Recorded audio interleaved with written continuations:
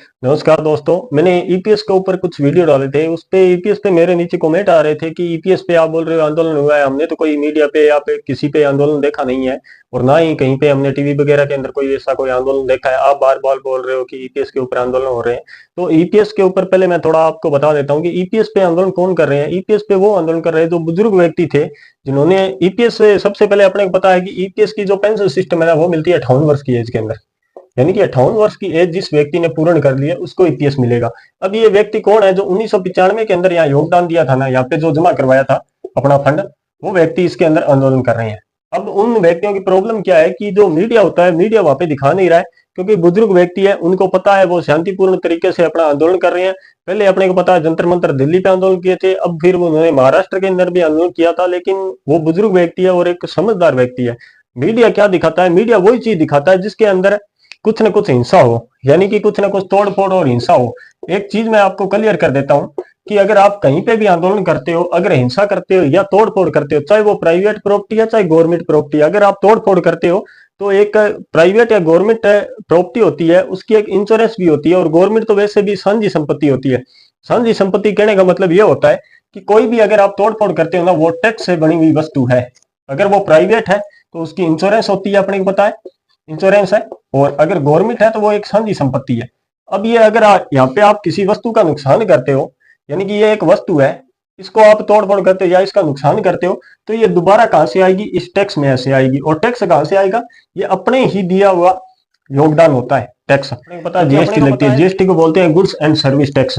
ये हर वस्तु पे लगती है और फिलहाल में तो ये मेडिसिन पे भी 12% लग रही है। मेडिसिन अपने को पता है, मेडिकल स्टोर से अगर आप कोई दवाइयां खरीदते हो तो उस पर भी अभी ये 12% लगना स्टार्ट हो चुकी है। और बाकी अपने को पता है रोजमर्रा के जीवन में जितना भी वस्तु आती है किराना स्टोर से, उसमें भी ये जीएसटी लगती है। कहीं पे भी ये जीएसटी 12% है, कहीं ये 8% भी है, कहीं पे ये 15% है, अलग अलग तरीके से लगती है। अगर मैं एक सामान्य उपयोग के अंदर मानूं तो अपने को पता है कि हर व्यक्ति के पास में 2 व्हीलर है, 4 व्हीलर है, उन व्यक्तियों के लगभग 1.50 ये 150% तक परफॉर्म करता है। अपने को पता है कि पेट्रोल या डीजल फिल्टर होने के बाद में लगभग 39 या 40 यानी कि 39 रुपए या 40 रुपए के समथिंग ही है। लेकिन अभी फिलहाल में ये 106 रुपए है। डीजल की बात करूं मैं, डीजल लगभग 97 के आसपास है। और पेट्रोल की बात करूं तो 1.106 यानी कि 106 रुपए है ये। अब इसमें अपने को पता है कि यहाँ पे जितना भी टैक्स आता है ना, इस टैक्स से टोटल है, अपने को पता है कि ये इंश्योरेंस या किसी वस्तु को आप नुकसान पहुंचाते हो, ये एक वस्तु है, इसको अगर नुकसान पहुंचाओगे तो इस टैक्स से टोटल इसकी भरपाई होगी। और ये टैक्स किसका दिया हुआ है? ये हमारा ही दिया हुआ योगदान होता है। ये एक साझी संपत्ति होती है। आरबीआई ये नहीं है कि आरबीआई के पास में पैसे की जरूरत है और उसने अपने मनमर्जी से छाप लिया। आरबीआई इस प्रकार से नहीं छापते हैं। अपने देश की स्थिति देखी जाती है कि अपने पास में गोल्ड कितना है, अप्राकृतिक जो संसाधन होते हैं जैसे कोई खनिज वगैरह या इलेक्ट्रॉनिक बॉन्ड बोलते हैं, उनके आधार पे पैसा छापा जाता है। अगर आप अपनी क्षमता से ज्यादा किसी चीज का उपयोग करते हो, रोजमर्रा के जीवन के अंदर इसने सबसे अच्छा उपयोग किया था। लेकिन इसी के एक अमेरिका, उत्तरी अमेरिका का एक देश है जिसको हम बोलते हैं वेनेजुएला। वेनेजुएला ये फिलहाल में 1980 के बाद में यहाँ पे क्या है, राजनीति आई थी अपने। जो राजनीति ने उसने क्या किया कि लोगों को क्या चाहिए? लोगों को पैसा चाहिए और कुछ नहीं है। उन्होंने इतना करेंसी छापी थी कि लेटेस्ट के अंदर अपने देखे ना तो वहां पे 4 जीरो हटाने पड़े थे। ये 4 जीरो कहने का मतलब अगर 4 जीरो को परफॉर्म देखे ना तो ये 10,000 होता है। यानी डायरेक्ट इसके अंदर 4 जीरो हटा के इस 10,000 की वैल्यू 1 रुपए के समान रही थी। क्योंकि कोई भी चीज क्षमता से ज्यादा उपयोग करोगे तो उसका दुरुपयोग होगा। और दुरुपयोग अपने को पता है, जिम्बाब्वे का देख लो आप। जिम्बाब्वे के अंदर इसी प्रकार से करेंसी छपी गई थी। आज जिम्बाब्वे की हालत क्या है? किसी प्रकार से ये अपने माइंड में नहीं रखना है कि इसका तो आरबीआई भुगतान करेगी। आप कहीं पे भी हिंसा करते हो, तोड़ फोड़ करते हो, वो एक साझी संपत्ति है, वो हमारे टैक्स से बनी हुई है। और अगर उसकी भरपाई भी होगी तो भी हमारे टैक्स से होगी। अगर आप प्राइवेट संपत्ति की बात करते हो, इंश्योरेंस, इंश्योरेंस है, इसमें प्राइवेट कंपनी है ना, उसका भी आरबीआई से इंश्योरेंस होता है। अगर कोई प्राइवेट सेक्टर है वो इंश्योरेंस कर रहा है ना, तो 80% उसका आरबीआई से इंश्योरेंस होता है।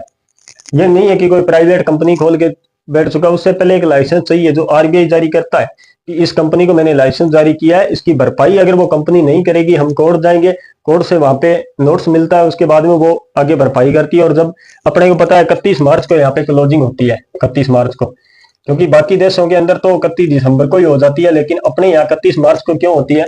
क्योंकि अपने हिंदू नववर्ष के हिसाब से जो 73 का महीना है वो लगभग मार्च और अप्रैल के बीच में ही आता है, मार्च और अप्रैल। इसलिए अपनी जो क्लोजिंग होती है ना, वो क्लोजिंग होती है 31 मार्च को। 31 मार्च को हर कंपनी का जो भी प्रॉफिट या लॉस देखा जाता है वो आरबीआई के इंश्योरेंस के तहत ही देखा जाता है, और वहां पे भरपाई होती है वो आरबीआई की तरफ। उनकी एक रिजल्ट निकलता है कि इस कंपनी में इतना प्रॉफिट हुआ, इसको इतना लॉस हुआ। अगर वो किसी कंपनी को लॉस हो रहा है और आरबीआई के पास उसका डिपॉजिट फंड है, उसके अंदर से भरपाई होगी।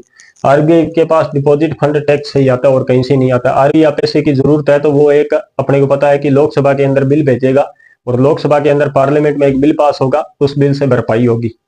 इसलिए कभी भी कहीं पे भी आप कोई भी आंदोलन करते हो, आंदोलन शांतिपूर्वक ही करना चाहिए। अगर आप हिंसा करते हो तो एक तो यह मानता हूं कि भारत के अंदर फिलहाल में 140 करोड़ जनसंख्या है, हालांकि ज्यादा ही है, 140 करोड़ जनसंख्या है। अगर आप आंदोलन करते हो तो 80% लोग आपके खिलाफ हो जाएंगे। क्यों हो जाएंगे? क्योंकि आप अगर शांतिपूर्ण करते हो तो ये व्यक्ति कुछ नहीं, चलो ठीक है, अपने को पता है यहाँ मीडिया दिखाता नहीं है। सबसे बड़ा रीजन यही है कि यहाँ पे मीडिया नहीं दिखा रहा है। क्यों नहीं दिखा रहा है? मीडिया को सिर्फ वही चीज दिखाना अच्छा लगता है जिसके अंदर अच्छा आंदोलन हो, जहाँ पे तोड़ फोड़ हो, वो इनको काफी वहां पे मिर्ची मसाला डाल के दिखाएंगे, क्योंकि वहां पे इनकी टीआरपी बढ़ती है। और यहाँ पे अगर कोई शांतिपूर्ण बैठा है ना, आंदोलन कर रहा है, उस व्यक्ति की कोई वैल्यू नहीं है, क्योंकि वहां पे तो इनकी टीआरपी नहीं बढ़ेगी, लोग देखेंगे नहीं। क्योंकि इनको तो बीच में मिर्ची मसाला अपनी भी स्पीच देनी होती है इनको, कि ये ऐसे करके ऐसे कर दिया, ये ऐसे कर दिया। वहां पे या तो किसी जातिवाद को टारगेट करेंगे या किसी व्यक्ति को टारगेट किया जाएगा, क्योंकि मीडिया सिर्फ राजनीति से ही जुड़ा हुआ है।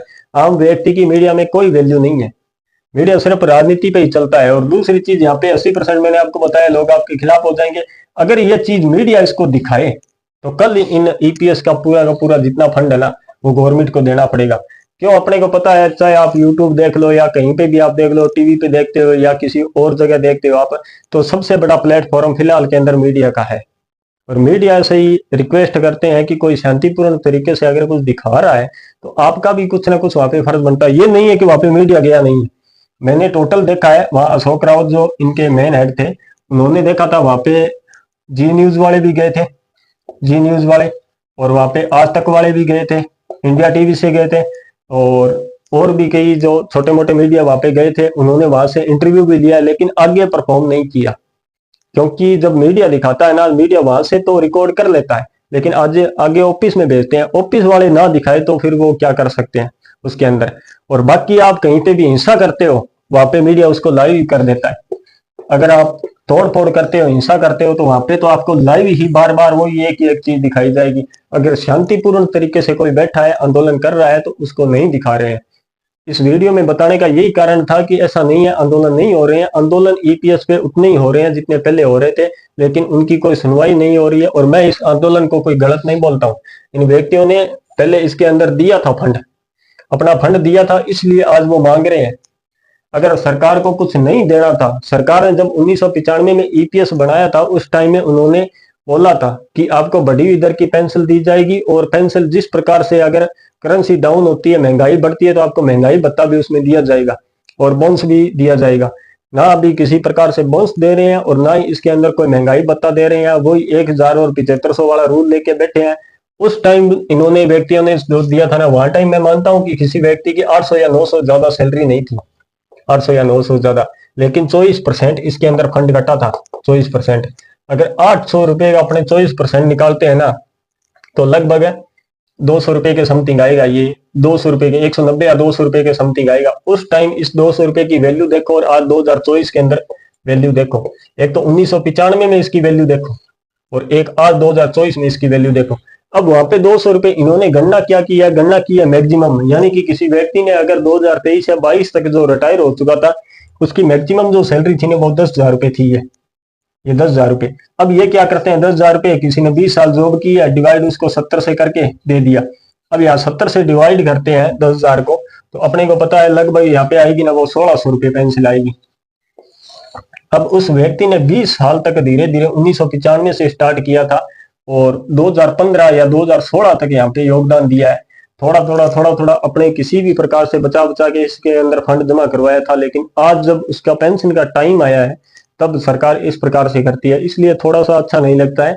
बाकी और किसी से कोई पर्सनल अपने यहाँ पे राजनीति करते नहीं है। इतना ही है कि जो बुजुर्ग व्यक्ति है उन्होंने क्यों फंड दिया था, क्योंकि भारत के अंदर एकल प्रथा देखे ना तो ज्यादातर सिस्टम यही हो चुका है कि बुजुर्ग व्यक्तियों का सहारा सिर्फ यही था, एक ईपीएससी।